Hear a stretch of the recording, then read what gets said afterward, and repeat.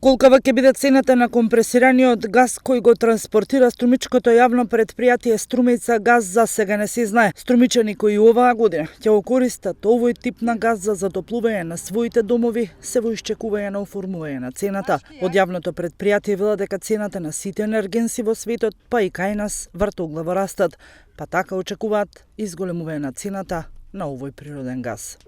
Цената на компримираниот газ е дополнително оптоварена и од цената на струјата. Тоа е затоа што е неопходно компримирање на самиот газ, а компресорите користат електрична енергија. Исто така дополнително е оптоварена и заради преносот. Преносот се врши со транспортери по земјен, по копнен пат, така да цената на природниот газ, на компримираниот природен газ зависи и од цената на нафтата која е исто така во овој период, во ова година доста висока. Милановиќ е дециден дека ќе работат на политиките за зголемување на интересот кај граѓаните за овој тип на енергенс, кој директно не зависи од светските случувања и е полесен за транспорт.